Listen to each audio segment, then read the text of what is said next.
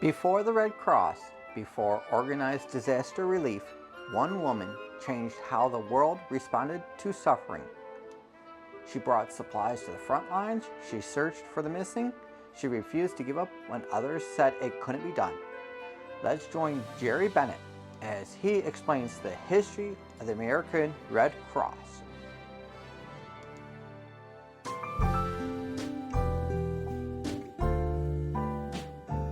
The following is a production of the Greece Historical Society. Second Tuesday's Stories, Exploring Our Past, presented by the Greece Historical Society. Sponsored by members of the Greece Historical Society and by the advertisers in our newsletter. The space for the event is provided by the Greece Public Library. Please support your local library. The history of the American Red Cross, recorded Tuesday, March 10th, 2026. So tonight, Jerry Benett, he has been involved with the Red Cross for over 60 years.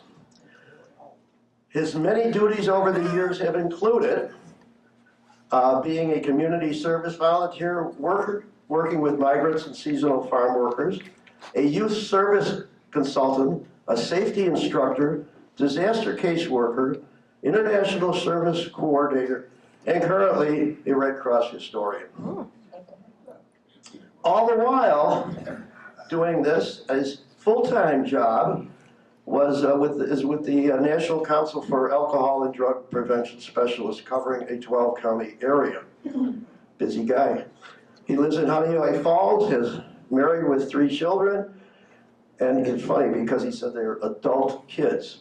I'm not sure, but he has 8 grandchildren. So please welcome Jerry Benett. Thank you. I hope I'm mic'd up properly. Let's see. Does it sound? How that works, huh? Do I sound okay? Yeah. Do I look okay? I said adult kids, not dull kids. Okay. All right. Thank you, Bill. Okay, mic being closer to your mouth. Okay. How's that? Okay, wait a minute. I had to have to walk around like this, I guess, all day. Okay. All right. This is not my uniform, by the way. Okay. I want to talk about the history of the Red Cross, and I'm going to start with a letter. And I'll explain, kind of weave in my history along the way. Okay. Anybody had some experience with the Red Cross of any kind? Military, donate blood, got blood, didn't like your blood? Okay. All right. So imagine you get a letter. This is to Clara Barton in July 1865. Dear Madam, I'm going to kind of paraphrase, come along letter. I saw a notice in the paper of your effort to ascertain or discover the fate of missing soldiers. I hasten to address you in regard to my son, Eugene. He was a private in the 13th Michigan, Company H. He was in Sherman's Army, left Atlanta last November, this is July now, with the regiment, became lame soon after leaving. He fell out the first day of December near Louisville, Georgia. Since that time, we have never been able to learn anything about our son Eugene, or what became of him. Those who went with him from this place were in the company. They've returned, but not Eugene. Will you, she kind of expressed a thinking, help me in the search for my beloved son, my unfortunate son. If so, the prayers and gratitude of a heartbroken mom shall be yours. Please answer without delay and tell me if you know anything concerning him. For this cruel suspense is dreadful and killing me. Mrs. C.A. Osborne, Paw Paw, Michigan. So I kind of set that up as I'm going to tell you why Clara got involved in answering letters. And we're going to go back about 40 years, because she was born in 1821 in North Oxford, Massachusetts. So I kind of will go back, come forward, we'll catch up on Clara in this letter, because it kind of tells connections of what she did, her passion. I also heard something on the radio earlier this week, and I hadn't thought about this until the radio, that March is Women's History Month. And so Clara's got quite a history. So I'll kind of add to Clara's, I won't add to it, I'll expose some of it, explore some of it as we go forward. So I'll do that. So Clara was born she was a Christmas baby in 1821. And mom, dad, and 5 kids. She was the youngest. I'm going to point a couple things about her mom and her dad because they do kind of later on make what she learned growing up kind of fits into what mom and dad taught her. Mom was a suffragette, and mom homeschooled, which would not be uncommon in the 1800s to the 1820s in Massachusetts. So keep that in mind, suffragette. Yes? Sorry, your microphone keeps coming in and out. It does, okay. Maybe I need the big, Or I can give it to you. yeah, tell you what, I'll work, I mean, I can work that one. Yeah, this is, Oh, that was it, yes, she fixed that. let's see. Yeah, Oh, something. oh, how's that? Yeah. Okay, all right. So I'm still hooked up here, but we won't. All right, anyways, so Clara was still born in 1821, all right, and there were 5 kids.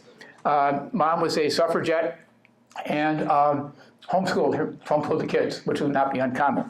Dad was a military veteran. He was a businessman. He was an abolitionist. He hated slavery. And Massachusetts was one of the early states that abolished slavery. Now that point's going to kick in later on, as well her dad's military experience. He was also a businessman, and being a businessman, he owned a mill, and so got to know a lot of people in Massachusetts, especially all the way up to the senator. And again, that kicks in a bit later on. So 5 kids, mom and dad, growing up, and Clara was the baby. She was called Clara, but her nickname Clarissa. She had an older sister named Dorothy, who was Dolly, and then her brother. And I mentioned one brother, David, because he had an accident and fell out of a tree. This is weird. And the mic fell out of a tree. Okay. Maybe I'll do it this way. I can just echo. How's that? No, we can't hear you. I echo? All right. I'll stick to here. Thank you. Okay. I'll do my best. All right. So, Claire's early life. No, I think it. Maybe turn the mic off. Well, I can move over here. How's that? Maybe I'll turn this one off. Yeah. Turn that other one off, maybe that's it.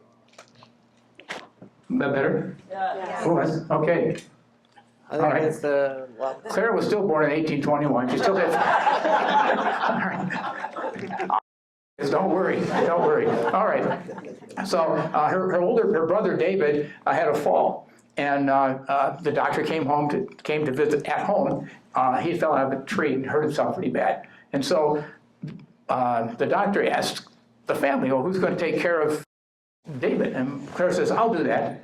She basically nursed her brother for a couple of years. He got better. I think a lot of TLC, tender loving care, from the baby sister. Point that out because I think some of what Clara did, helping others, kind of kicks in later on in her life. Oddly enough, she's kind of a shy kid. And the doctor the doctor makes a home visit, and so the doc knows the family quite well, and suggested that this seems kind of weird. Well, to break out of your shyness, how about you teach? Anybody here a former teacher? Okay, so I'm not sure you want to be you're a shy person, you want to be a teacher, but anyways, that was the suggestion. So Clara wound up teaching for 10 years, at age 18 up to about age 28, in homeschool and then coming with the neighborhood kids. At that point, she goes to college in Clinton, New York, the Clinton Liberal Institute. Now, of course, she's walking into college with 10 years of teaching experience, all right? So now we're getting into about the 1840s that she taught, and then she goes to Clinton Liberal Institute. Now, a couple pieces of history to kind of go along here. The North-South activity going on. New York State abolished slavery in 1827. I mentioned Massachusetts, one of the earlier states that abolished slavery. And Clara, having learned from her mom and dad, and having seen slaves and the coffles of slaves, the slaves are kind of attached to the arm and the leg as they brought through town to be sold, would have seen that more in the South. Any slaves in the northern states, or colonies, as we would call them, were more like working large farms, not like a big plantation like you might see in the South. So Clara was aware of the slavery issue, and had learned from her mom and dad the importance of people. She kind of grew up, I think, in the anti-slavery business. Of course, her dad, being an abolitionist, kind of instilled that in Clara's heart. Anyway, so she goes to Clinton Liberal Institute and studies for a couple of years to become a teacher. And her girlfriend, Mary, she meets and they marry. And this is like anybody who went to college and you're away from home, you want to go to somebody else's home for a home-cooked meal. And so Mary lived down in New Jersey. And so Clara, if she didn't go back home to Massachusetts, she would go with her girlfriend, her college mate, down for a home cooked meal and hang out down in Jersey, in Bordentown, New Jersey. We chat about Bordentown over here. Okay, and so when she graduated, Mary said, well, come on, they both had the education degree. So they both moved to Bordentown, New Jersey, and with a teaching degree. And as Clara's hanging out with Mary, and the story goes that she met some 6 or 7 boys who were on the street like midweek, midday. Why aren't you guys in school today? Oh, we don't go to school. You don't go to school? Well, we can't afford it. Oh, okay. Would you like to go to school? Yeah. And so Clara and her college classmate approached, there was a school board in town, and they approached the school board and the president and said, you know, we're both got the degree, here's our parchment, so to speak. We'd like to teach these street kids. And they said, fine. They found a space for them, and they started teaching these 6, 7, 8 boys. In 2 years, it was over 200 kids. Turns out that there wasn't, so she wound up basically founding the public school system in Bordentown, New Jersey. And I do have a picture up here of not only her birthplace in North Oxford, Massachusetts, but the school in Bordentown, which is now like a historic treasure, a little one-room schoolhouse, but kind of expanded. So anyways, she spent a couple years doing that. And she's kind of like the lead teacher, if you will. And the school board was still in control of things in the town. So she approached going into the 3rd year of what would have been teaching. She got some partway through there and approached the school board about, you know, we'd like to keep this going, and how about if I'm going to paraphrase, can I be the principal? And they said no. Why do you suppose? Woman, no, female, can't do it. So, okay, so she finished that year and left. Kind of like, you know, I guess she walked out, okay. Now, Bordentown wasn't that far from D.C., Washington, D.C., and Clara had an immaculate handwriting ability, and she could write rather quickly and very neatly. So she got a job in the patent office in D.C., and of course, back then, they didn't have copiers and Xerox machines, that kind of thing. So if you wanted 2 copies, she had to make one and then make a second one and go pretty quick and not have any mistakes. And she, immaculate writing, I'll show you the picture in a second, immaculate writing. Well, if you're not working all day, what are you going to do to kill time? So the patent office wasn't that far from the Senate and the House chambers. So you might go down and just see what goes on in the Capitol. And Charles Sumner was the senator from Massachusetts that she knew because of her dad and owning the mill and being a businessman. So she knew Charles Sumner. So she would go down, you know, what you could do now, you could go to the galley, I almost said gallery, the gallery, and you could kind of watch your person, you know, like here we could watch Schumer and Gillibrand, I suppose, or our local Congress people who were in D.C. So she wouldn't do that. Well, going into the 1850s, couple points of history, the Fugitive Slave Law was passed. And it basically said that if a fugitive runs through town, let's say across the front of the library here, and I see Bill and his wife out there, and I'm the bounty hunter, I'm chasing this person. I could get you two to help me capture that person, or I'm going to arrest you two. So it got the citizens pretty mad about the whole system. But that's what part of the Fugitive Slave Law in 1850. 1852, Harriet Beecher Stowe wrote Uncle Tom's Cabin. People thought that was like just a story. So in 1854, and librarians will appreciate this, she published the key to Uncle Tom's Cabin. All her notes are now published. So they were all true. She changed a few names, kind of protect the innocent, but the key to Uncle Tom's Cabin came out in 1854. John Brown led his raid into Kansas and then Harper's Ferry in 1859. But this is all going on around D.C. because Clara's hearing about this. So she's in the Senate chamber watching her guy, Sumner, and this particular day in 1855, a guy walks up the aisle, got a cane, a limp, and he takes his cane and he beats Charles Sumner, unconscious, in the Senate. Well, he was a Southern congressman who didn't like what Sumner was talking about because it had to do with abolition. And Clara got, shook up about that because here's her guy down there getting beat up. And that kind of cemented the whole North-South slavery abolition kind of thing. 1857, she's going back and forth from patent office job, going back and forth to see her family in North Oxford, Mass, and kind of using some of her, she was not a nurse, but she did some good nursing skills, good TLC kind of stuff. She never went to, didn't have a nursing degree. People suggest she's a nurse. Like Harriet Tubman did a lot of nursing, but did not have a nursing degree.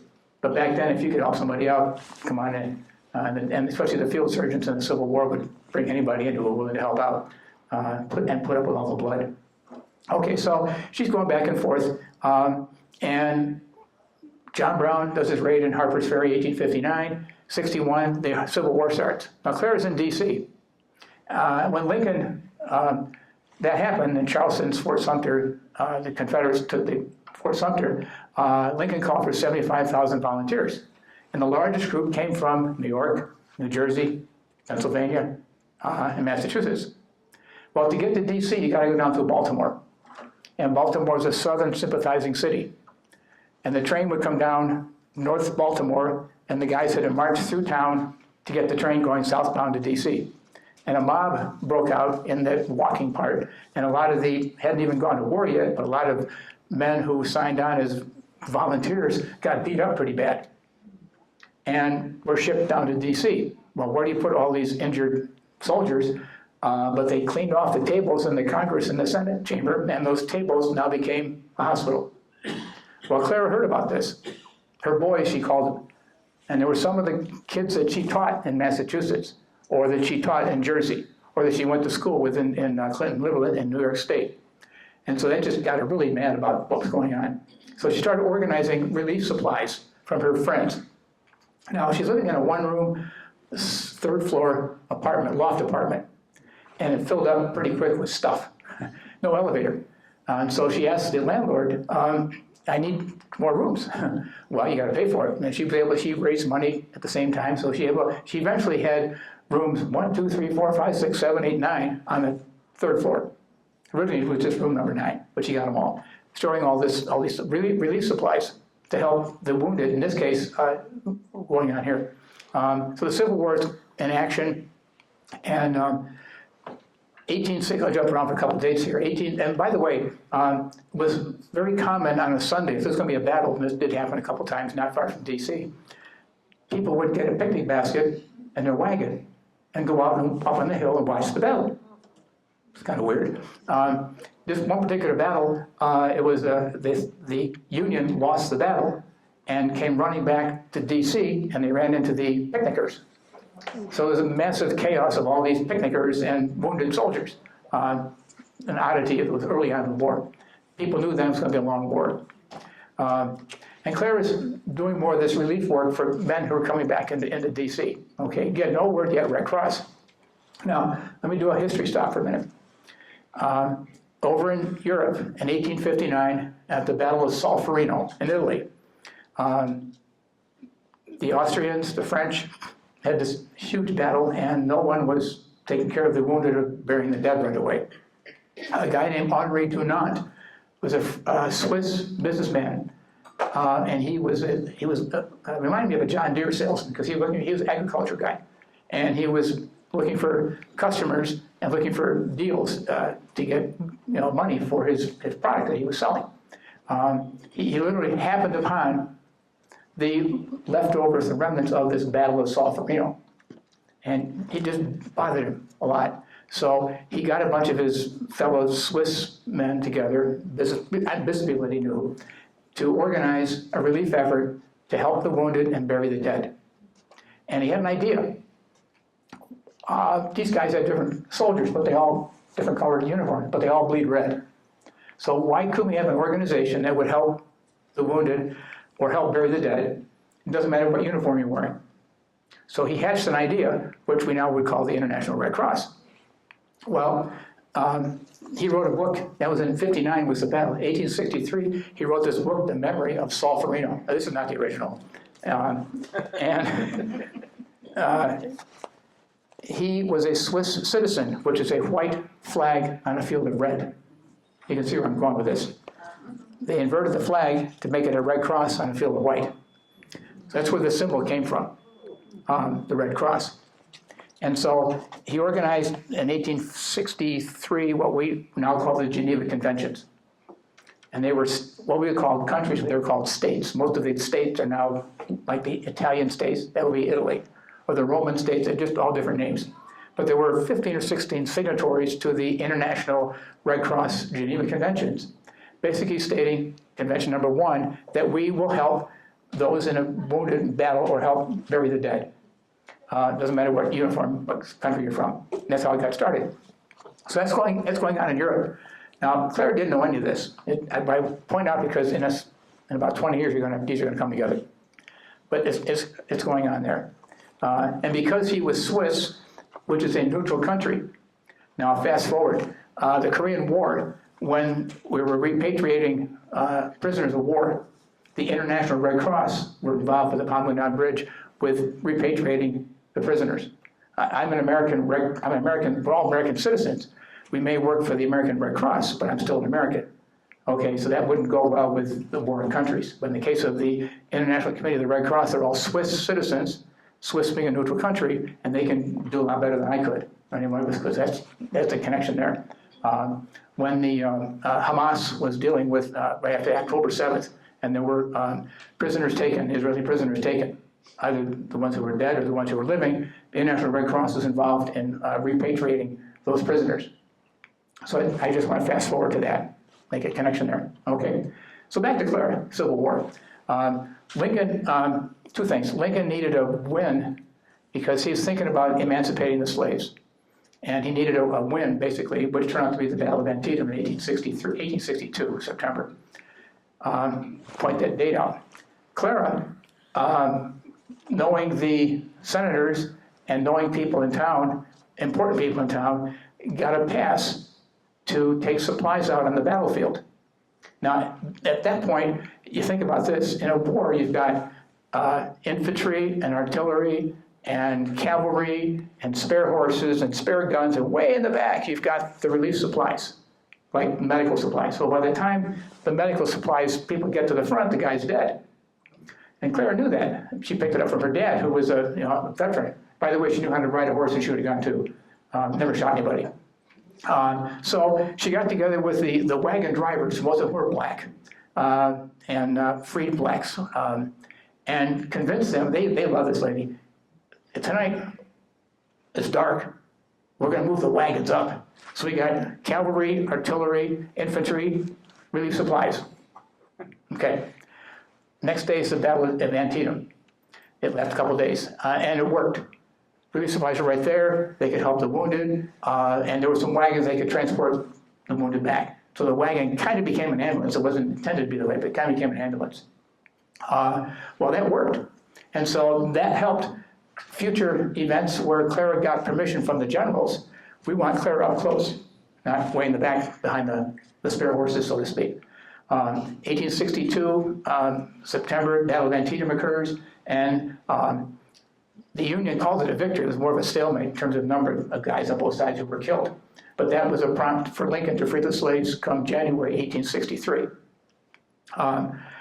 That becomes key because them of the blacks who were riding the wagons, now their friends, so to speak, could be joined the Union Army. They were free, could carry a gun. People think this wasn't going to work well, but it did.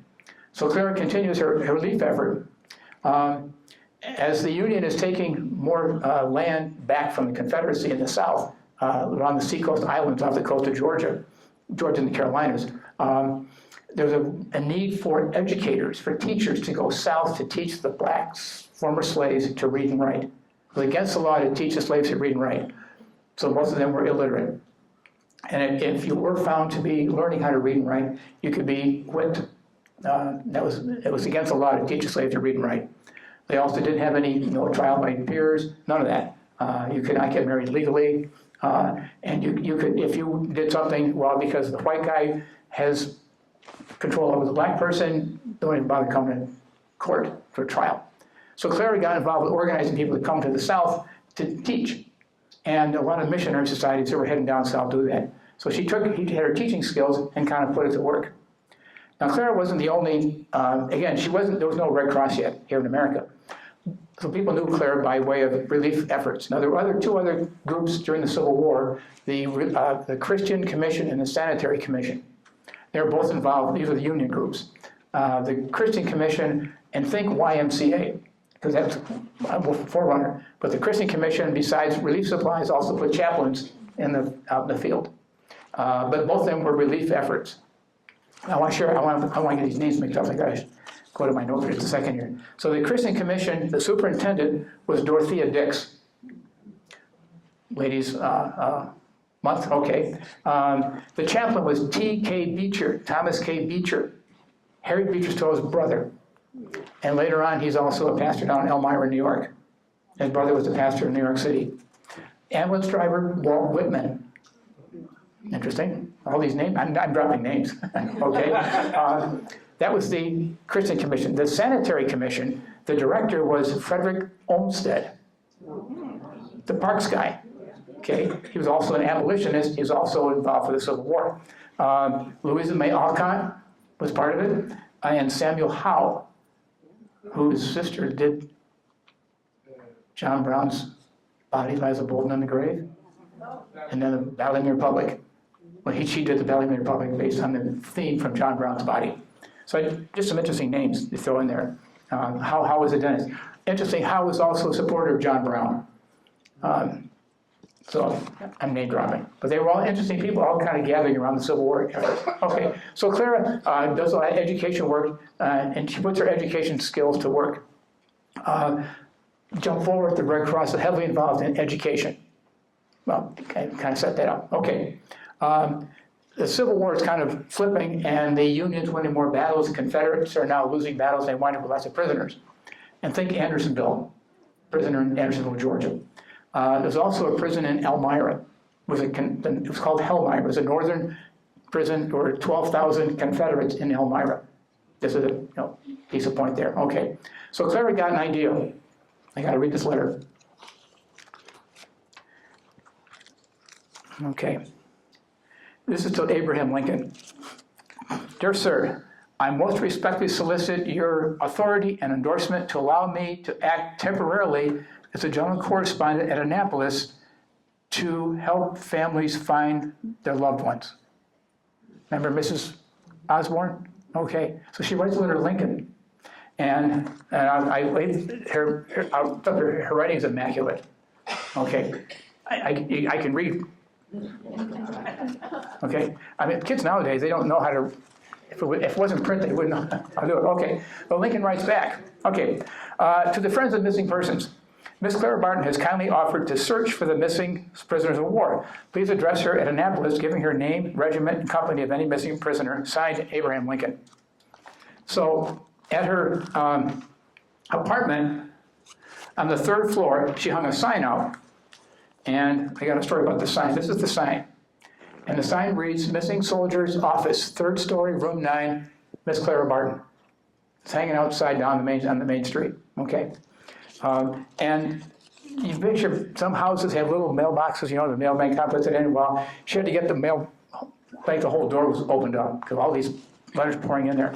Back then, they didn't have radio and TV. So you get a whole, like a centerfold of newspaper, and you just list name, rank, serial number, last known whereabouts, and that was up there. The idea was if I knew Joe, I served with Joe. I remember Joe, yeah, but Joe's missing. Well, I can get declared to, hey, I know Joe. I know where to find him.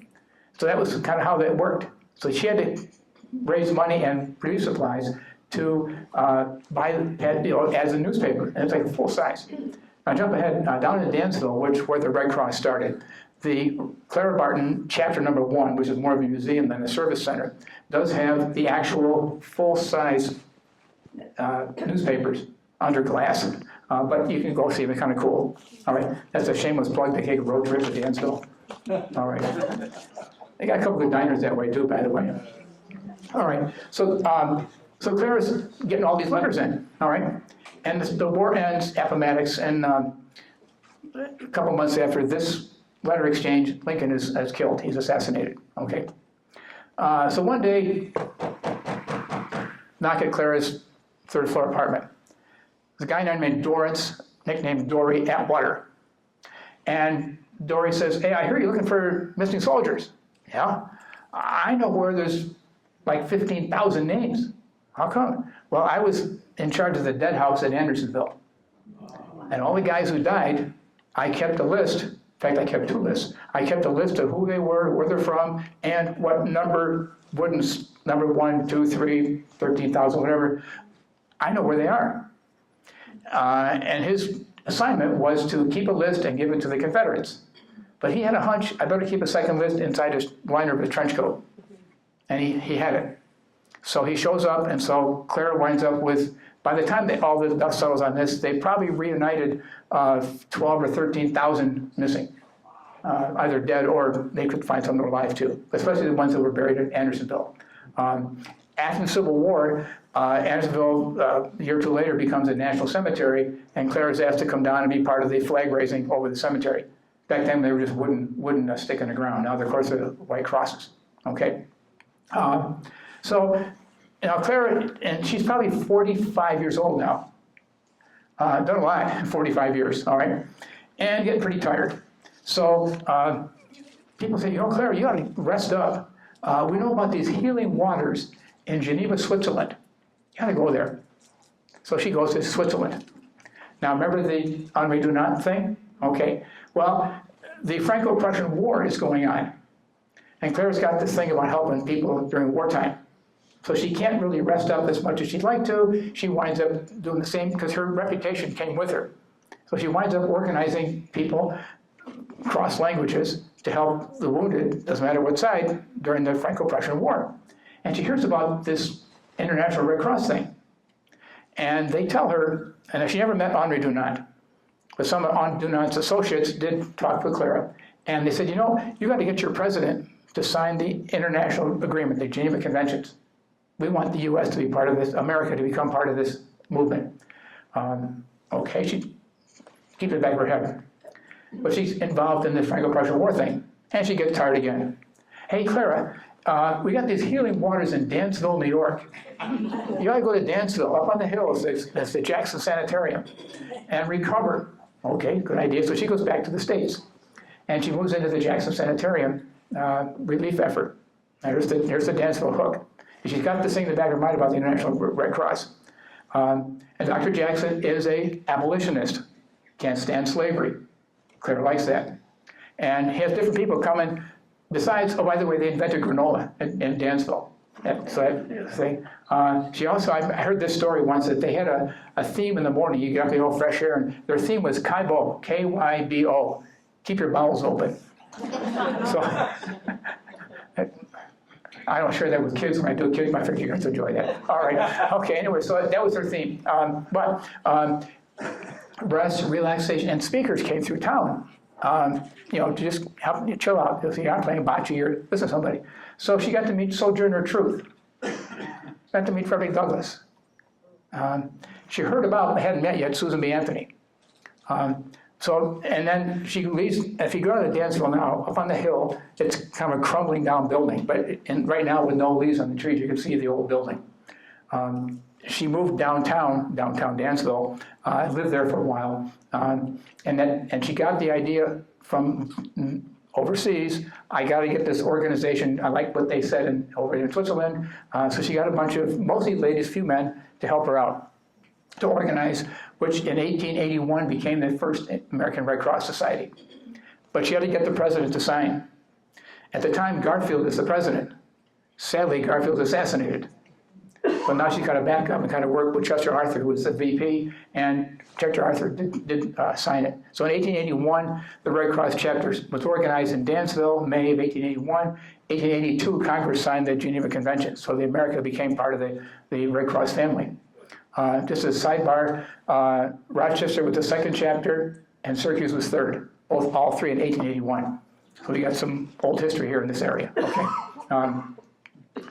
Okay. So when she signed the convention, American government did, there are 2 charter obligations that the Red Cross has. Disaster relief and service to the military, veterans, and their families. And that's all. So based on local need, you might have a blood drive, or teach first aid and CPR, or small craft and boating, or Meals on Wheels and food kind of stuff. But the 2 obligations were disaster relief and service to the military. Well, go back to what she saw in the Civil War, Franco-Prussian War. It kind of all fit, and she brought all those skills with her. Okay. So you got an organization, now you need a good disaster. And so meantime, Clara and Dory Atwater, remember the guy from Andersonville, they went on a speaking tour, talk about their civil war and raise money, which went quite well. Then there was a massive forest fires in Michigan. And that was a big effort for the Red Cross to rally around relief efforts to go to Michigan. I think what put them on their map, I got the book over here, McCullough's book, on the Johnstown flood in 1889. And so this was big. And basically, the dam above the hill, the dam broke, and it came gushing down and took out Johnstown, Pennsylvania. And so the Red Cross involvement was initially housing, temporary housing. Now fast forward, in Rochester or in Greece, if there's a fire, 2 o'clock in the morning on a Tuesday, fire department responds, EMS responds, 911 responds, and they call the Red Cross. Because we have an obligation to help the victim, or even the firefighters and the EMS guys, housing, and temporary housing right then and there, and then next business day, like 9 o'clock Wednesday morning, or Monday morning if it's a weekend fire, have them do more detail, but at least we got in temporary housing tonight. Now, of course, you don't take your toothpaste with you. You take your pills. The kids have maybe their jammies on, that's it. So it might need to be right quick clothing, food, and they have contacts all over the county or in the region. This Red Cross chapter has, it's a regional connection. So there aren't too many brick and mortar Red Cross buildings as much as there are lots of Red Cross volunteers who are trained as, in this case, disaster relief workers. Okay, the Johnstown flood. And so what they did, and the trains, the rail lines are taken out. So they would move the boxcars down with relief supplies on the boxcar and wait for the rails to be rebuilt. So they actually built, picture this, a 3 or 4 story high hotel on a boxcar on a rail car, like a moving hotel. This would be the old-fashioned RV, okay? All right. But that was for the workers and the helper and those who were, because they initially got to take care of them, plus those who needed housing. So as they built more track, they moved the train, they put more people up in the rolling stock Red Cross Hotel. And then eventually they built some brick and mortar ones. I got a picture up here of what they call the Red Cross Hotel. After it was all taken care of and the Red Cross no longer needed and housing was squared away, the lumber was taken down, was shipped to DC, and for the warehouses that were built for additional Red Cross efforts. The lumber didn't go to any waste. They were into recycling, okay? The disaster work kind of kicks in there. Spanish-American War. Interesting enough, Clara was in Havana Harbor the night before the battleship Maine blew up. She gets into interesting places. Okay. Did you ever read Murder, She Wrote? Okay. Every place that she showed up, there's a dead body. Okay. So anyway, McKinley is assassinated right around this time. Okay. And so Clara has gone through Lincoln being killed, Garfield being killed, McKinley being killed. Okay. But anyways, she was, by this time, she's the president of the American Red Cross Society.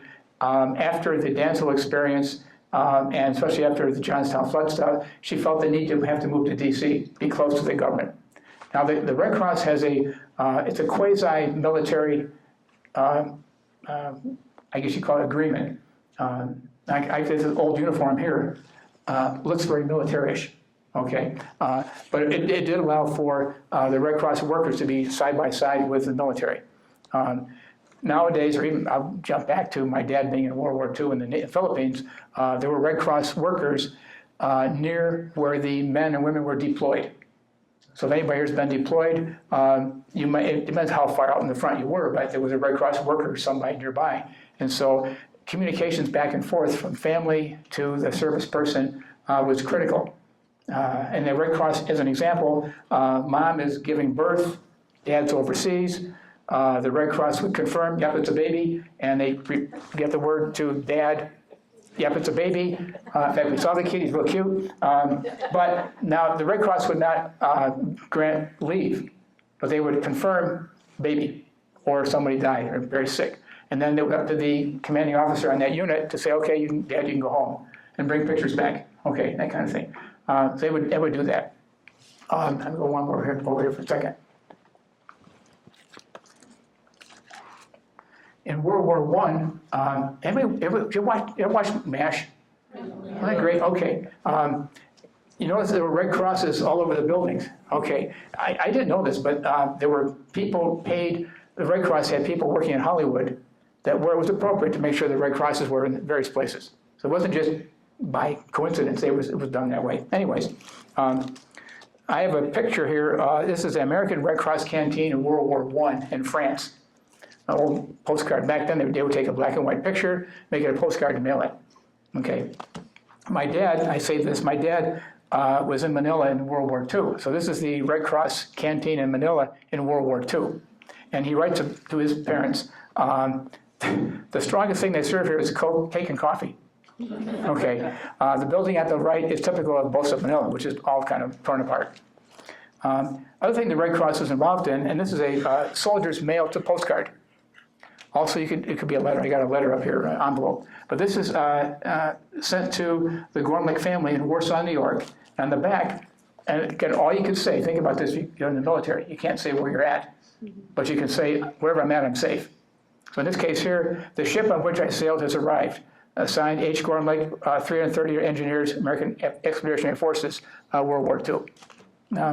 And so the Red Cross made these postcards available to the service members, and then they would make sure that they got back to the family. Again, that connection between family and service member. Okay. Now, if you jump ahead, please go down here for a second. This is a military family resource guide. The Red Cross puts this together in this region by county. And so it identifies those resources that are here that active military or veterans or families could benefit from. Okay, and the challenge is when you print something, it could be outdated the next day. But at least it's available. Okay. So we get into early part of 1900s. Clara had an idea about maybe we should have a Red Cross society, a first aid society. I think about all the bandages that they collected during during the Civil War and Spanish-American War, and not yet World War I. So she had an idea. She died before the idea kind of came to fruition, but she died in 1912. But the idea was a Red Cross first aid society. It did materialize. The Red Cross did teach first aid courses, and now ambulance, police, fire also teach it. Any kind of weave in. Now we add CPR to first aid. And now they're adding Narcan or naloxone. If anybody knows someone who's involved with an opiate overdose, Narcan it's kind of part of the first aid CPR training. Okay, so they got that organized. So I have an old, a couple people pointed it out up here. I do have a first aid textbook and a home hygiene textbook from my 1920s. My favorite one is right here. This is the Young American Readers, Our Home and Personal Safety. This is in the early 1900s. But in the back, it has a whole chapter on the Junior Red Cross from 1917. Now I'll just read this first part here. September 1917, President Wilson sent out a letter from the White House to all the school kids in the country. He told them the president is the president of the American Red Cross, which is true. The chairman, volunteer of the American Red Cross is the standing president, or seated president, whatever they stand or sit. And then he's just reminding kids about what the Red Cross does. And they were involved in, we got a history society here, I brought a bunch of old books. Okay. So it's a piece of information. I have a favorite author named Robert W. Service. And Robert W. Service wrote a couple of famous poems, The Cremation of Sam McGee and The Shooting of Dan McGrew. But he was also a Red Cross volunteer driver in World War I. And so I got his book up here, The Rhymes of a Red Cross Man. He was a Canadian author. But my dad used to recite those two poems all the time, so I kind of grew up with those poems in the back of my head. All right. So first aid, CPR, home nursing got kicked in there. And then World War I, World War II happens. A couple of sad, but they're unique to the time. The whole issue around black and white, racial tension. The military was segregated black and white, and not until the president after World War II basically signed the document. Now, you bleed red, doesn't know what color your skin is. And the Red Cross had to kind of go with the same game. So I have a story up here of it's a book from the Rochester Historical Society. Rochester during World War I. These are black nurses, black Red Cross volunteers working with black soldiers. They just kind of went with the flow. You could find, no longer anymore, blood was donated in glass bottles and marked black donor, white donor. No longer, but that's just a piece of history. The other piece of history, which I came across occasionally when I was talking, I would meet a World War II veteran who would say, and here's the story, Red Cross did not charge any for any services. Yes, I take donations. Now they might get a grant to buy mannequins for first aid classes. They might get a grant to buy stuff, but they weren't obligated by any strings attached to the federal government or anybody else. Okay, so they never charged for coffee and donuts. Well, now the American Red Cross is overseas in Europe in World War II with the English Society.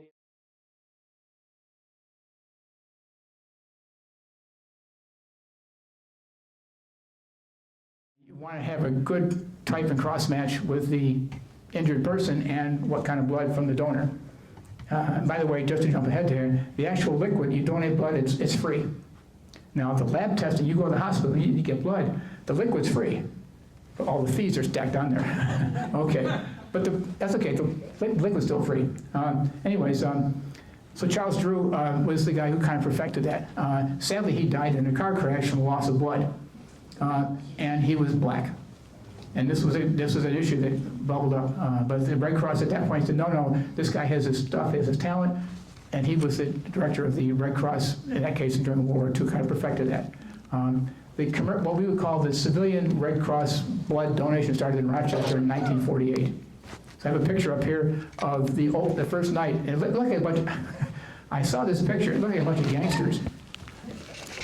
It did, a bunch of gangsters all signed up. The Rochester Regional Red Cross Blood Center, and all these guys in trench coats, they were pickets. Well, they were saying, this is the U.S. Global War Veterans, Armed Forces, Marine, they were all different groups, and they were lining up to donate blood. Look, you watch a gangster, I had a kick out about that. Okay, but that's how they organized the blood drive. Okay, you can donate every 56 days. So when I first started with the Red Cross, I think I've covered most of the history. Oh, I know, international. Holocaust was a big effort that the International Red Cross got heavily involved with. Remember I mentioned Dory Atwater and the missing soldiers and Clara? Okay, there were a lot of misplaced or displaced Jewish families during and after the Holocaust. And so the International Red Cross in Geneva, Switzerland has a tracing service. And I've seen, it's miles and miles of card catalogs, like the old library card catalog, index cards. Missing person. I haven't, so you think about Anne Frank and her family. And they still get requests to match people that many years ago, back in 1940s, okay. But they still do that. The International Red Cross, but also, and I was, part of my job here in Rochester, was just information sharing between societies. I worked with I was a youth director for the Red Cross here for 15 years. And our big thing was getting kids involved in community service and volunteerism, kind of like what Clara did as far as giving back. So we would tell our story and talk about giving back and how you can connect, needing to know what the needs are. So we actually, in the National Red Cross, actually picked this up. We created a curriculum called Humanities Bridge. This is the printed product of it from the International Red Cross. We did it here in Rochester in the early 1970s. Just teach kids what are the Geneva Conventions. What does it mean to be peaceful in time of disaster? Okay, the Geneva Conventions that are, I think I'm going to try 4. I mentioned in time of war, land battles, and then sea battles, and then guerrilla warfare, and then civilians. Each one has some special attention. The Red Cross symbol, we know, and for some it has a Christian because it's got a cross on it. Okay, well the Muslim countries would not like that symbol, but there are Red Cross societies in those Muslim countries. So they have a red crescent. And you might see Red Cross and Red Crescent. Now, The third symbol is in Israel, the Magen David Adom, the Red Star of David. Again, the symbol, not the service. The services are all the same. And then there's the International Red Cross out of Switzerland, who are the neutrals. They get involved more in repatriation of, especially repatriation of captives and prisoners, that kind of thing. Okay, those three symbols. So I'm doing these Red Cross talks, and I'm also a stamp collector. So I went through my collection, and like, how big is the Red Cross? So I got a map, a Ramat map, and I went through my collection, just pulled out stamps from different countries. They have a Red Cross story on the stamp. So I tell the kids, well, it's this big. I've had this about 50 years now. It's still holding up pretty good. Okay. But as an example, Red Cross delivering blood by camelback in North Africa. Again, unique to that area. And there's a one West Coast, no picture here, but the Red Cross in Western African country runs a serpentarium. They raise snakes for the snake venom for those who get bit by the poisonous snakes. Interesting? Okay. We have lots of ambulance services here in the States. St. John's Ambulance in England is the Red Cross. So in some cases, they would be the ambulance service or hospital service kind of thing. There's one over here, if you want to look at it from the Philippines, there's a third symbol, it's the Red Lion and Sun. Now that name is popping up more frequently because of what's happening in Iran. The Red Lion and Sun is the coat of arms of the royal family in Iran. And so the Iranian, this is two guys ago, two leaders ago, one had the Red Cross, his symbol, not the Red Crescent. Well, when he was deposed, they took away that symbol, and now it's back to the Red Cross, Red Crescent, and the Magen David Adom, the Red Star of David. So that's just it's an old stamp because it's got the old symbol on it. But you'll see some different ones. Most of it, a lot of it's disaster relief, hurricanes, floods, tornado, that kind of thing. Massive effort. So the Red Cross some years gets wiped out from disaster money because of the disasters they respond to. Okay, any questions? I'm kind of rambling on here. I'll pick out a couple things here. All right. If you go into, you join a service, I mentioned the Geneva Conventions, and here's the code that the military men and women would basically read, and then you're tested on. And so if you're caught, name, rank, and serial number, and that's it. Now the Red Cross has an obligation, and if they get the holding country or the holding military unit to allow this, they can come and do a visit the prisoner, exchange letters, check on your mental health and physical health. Okay, so they can do that back and forth. And the Geneva Conventions are listed right in here in terms of what your obligation is as a military member. And ideally, the country that's now got you prisoner should be abiding by this. It may have been the leader 20 leaders ago who signed it, and do they keep it up? In some countries, we know they don't. But it's a fact of life and sadly a fact of war or being in prison or somewhere. But there is a Geneva Convention that they are signed here. Let's see. I think, this is an interesting one. Theresienstock is in Czechoslovakia, and this is a sad trickery, okay. It's a Holocaust concentration camp city, and the International Red Cross was asked by people saying, there's something going on here. We think the civilians are being abused by the holding country, in this case the Nazis. So would you come and do a inspection of a city or a camp, which they can do with permission? And they said, fine. So in Theresian, I'll leave the book open where the page is. The holding, in this case the Nazis, redid the whole part of the city with facades in front of buildings. And they cleaned up the streets. And they had people, you could smell the bakery goods. And you could hear the kids singing. And they tricked the ICRC, International Red Cross. Oh, it's gorgeous. No problem here. When they left, they tore everything down and went back to normal. So I was in my favorite place is the used part of Barnes & Noble bookstore in Pittsburgh. And I happened to see it in the kids section. And I heard about Theresienstock. So I'll leave the book open. But it does show how they just put up these, it looks like a movie set. Put up a whole movie set city, and then brought the ICRC people into this town and they literally tricked them. And so it explains how they got tricked. But again, you're right, you're the guest, the ICRC is the guest of the holding country, so they took it at face value. Of course, we know what the story behind it was. All right.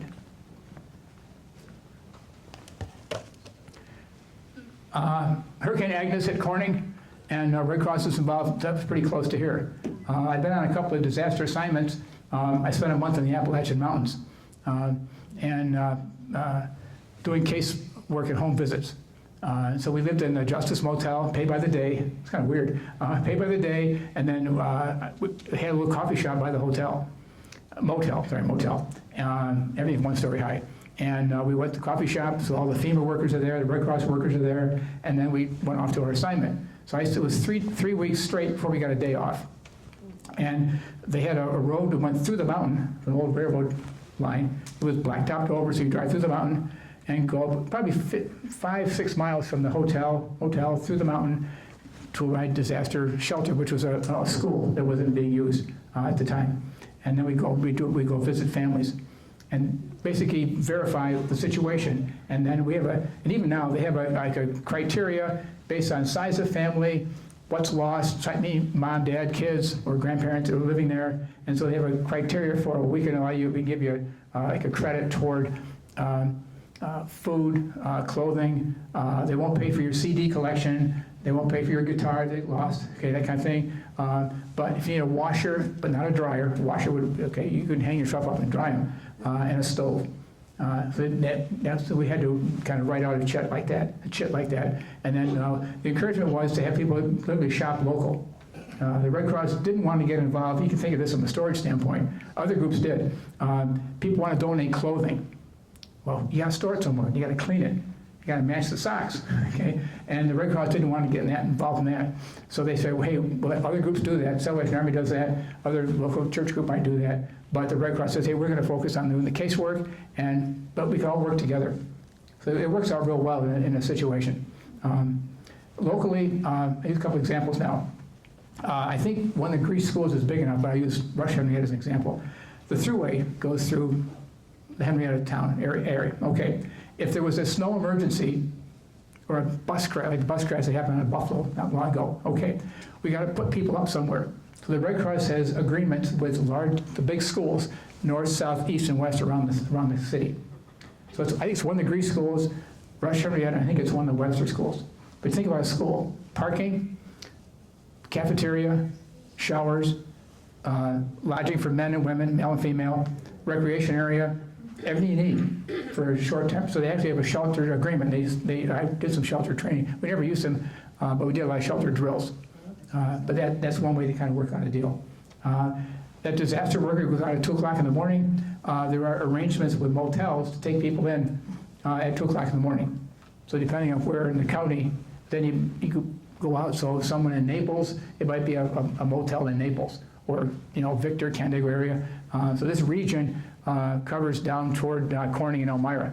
There are a couple of brick and mortar Red Crosses in the southern tier, but for the most part, they do want to put a lot of money into brick and mortar. If we can have trained volunteers to respond at, I can say, 2 o'clock in the morning. Any questions? Anything I can attempt to answer? I think I hit everything. Why don't I'll take the microphone to whoever has a question. I'll bring it back. You got a question? Right over here, there's something. Yeah, she's first. Question. Are there any countries that don't adhere to the Geneva Conventions? You didn't. The question was, any countries that don't adhere? You didn't hear me answer this, but more than likely, Germany during World War II, and the Nazis in control, would be one. North Korea, the hard ones to deal with would be North Korea, probably Iran. I think of what's going on now. Maybe a couple like Venezuela, some like southern countries, China, maybe Cuba. Now they all have, but if you look on this map, it's a bit of old map, but they do have Red Cross societies. So at some point in time they did sign. So most of the humanitarian effort is covered. I think politics definitely get in the way. The Red Cross kind of takes a back stand on that. Okay, good question though. 2 questions. Yeah. Is the Red Cross in every city? Oh, that's great. Is that, Okay, and second question? and who, how are they funded? Okay, okay. Red Cross in every city, and how are they funded? Physically, in the big cities, yes. I'll use some examples around here.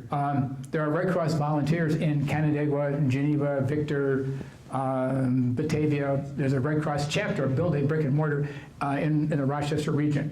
Rochester, it's out on John Street and Henrietta. They have a satellite downtown.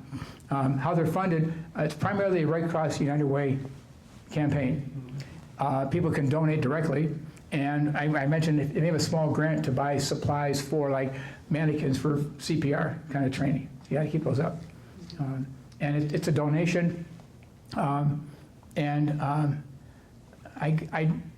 I believe it's almost 100%. I could be off a little bit in terms of, I give $1, they spend $1 somewhere, yeah. What does the United Way do different than the Red Cross? Okay, United Way, think of an umbrella, okay? And the Red Cross is one of many nonprofit agencies in the region, Rochester, Monroe County, and the region, who get money through United Way. You apply for it. And so like in the city, the Baden Street Settlement House, Meals on Wheels, Visiting Nurse Service, the Scouts, you can apply for money from the United Way campaign. They have each year, United Way campaign has a theme, and it may be heavy on senior citizens, it may be heavy on hurting kids, like you think of Al Siegel Center and Mary Carey, all that kind of thing. Even though they'll all be fun, but they tend to pick a theme to kind of catch people's attention. And then they run the campaign. There's a federal campaign, and there's federal because some federal, like the post office, I think their campaign is in the fall, and Rochester one is in the spring. And so some companies give it in the fall, some give it in the spring. But it's all one, it goes into one pot, and then they have a selection and eligibility committee that agencies can apply for that money, and they have to present your case. Now it's a funding source. You present your case, what's the cause, what are you gonna do with it, and it's just for a year. Sometimes they might give a 2-year grant. Some cases they would also encourage, if a small agency works over here, well, why don't you two guys work together, combine 2 agencies, and we cut off some of our overhead. You don't need 2 telephones, 2 buildings, that kind of thing. But for the most part, that money is given to nonprofit agencies. When you get away from Monroe County, it's the Rochester Regional United Way. I think it covers Ontario and maybe Wayne County. There is a separate United Way over in Seneca, I'm aware of. Yeah. Okay. And it used to be the community chest. The reason why the spring. George Eastman. Bonuses were given in the spring. You got money in your pocket? How about we take it out? And so the community chest campaign was launched by George Eastman in the spring. So Rochester is the only United Way in the country that does it in the spring. All the rest are in the fall. But they want to keep that Kodak connection. Of course, George is gone, and Kodak is kind of going downhill a little bit too. So, but they do it in the spring. Okay, yeah. Now, I'm a tax consultant, so I'm wondering. Ooh, tax consultant. So it's a little bit of, I haven't turned my taxes in yet, but go ahead. I won't tell on you Okay. for a small fee. Ooh, okay. Grease my palm. Okay, go ahead. My question is whether the Red Cross is a 501c3 tax-exempt organization, so donations to the Red Cross would be tax deductible if you itemize. Oh, I'm not, okay. I heard a 2-part question there, I think. They are a 501c3 nonprofit agency. They will give a tax exemption. I guess it's up to the donor as to whether you want to itemize or not based on your tax status. Of course. Yeah. But they do give But yeah. if you do, you can take it off your tax. Right, yeah. So at the end of the year, they have to fill out, as do all the churches in the world, fill out those forms, which you've been a good donor, and send it to you by the end of January, right? It has to go in the mail by the end of January. Right, postmark, yeah.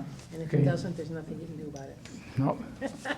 Thank you, Uncle Sam, and Ben Franklin, post office. When and why did the Red Cross get involved with swimming? Oh, With what? okay, swimming. The guy's name was Commoner Longfellow. And Commoner Longfellow, not Henry Wadsworth Longfellow, but Commoner Longfellow, actually, I think they noticed this from drownings and during Spanish American War, World War I.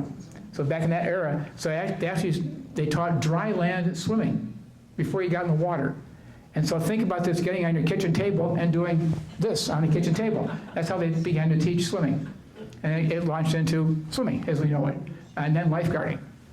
So it kind of went the next step. And then depending on the region, like with the Finger Lakes around here, swimming, lifeguarding, and small craft became hot. Again, because it was a need. Out in the desert, you probably wouldn't have too many boating problems, and not much drowning either. Might take in too much sand. Okay. Thanks. Okay. That's a good question, though. Yeah. Anything else? Was there one back? Oh, go ahead. Oh, yeah. Did the Red Cross get involved with 9/11 disaster? Oh my gosh, yes. Yeah, 9/11. Okay.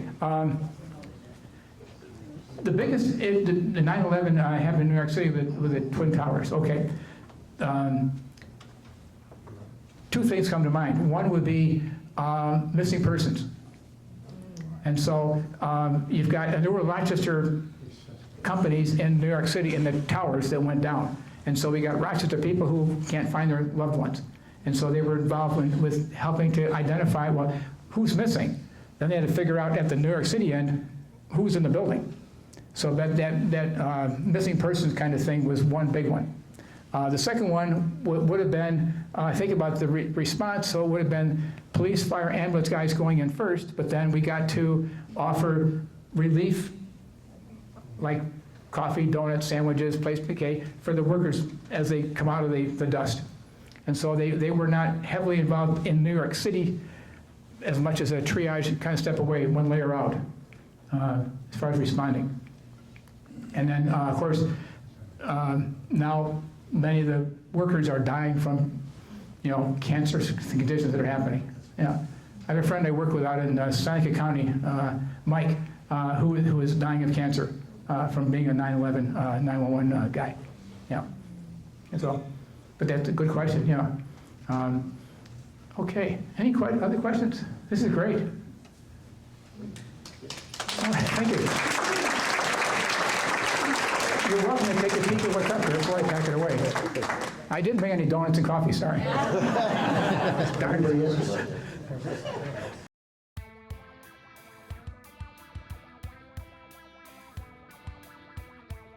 You can find us on YouTube at Grease History.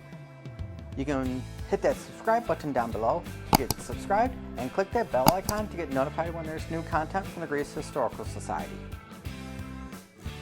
You can visit us on the web at greasehistoricalsociety.org. You can find us on Facebook at Grease Historical Society, and you can stop in at the Grease Historical Society at 595 Long Pond Road.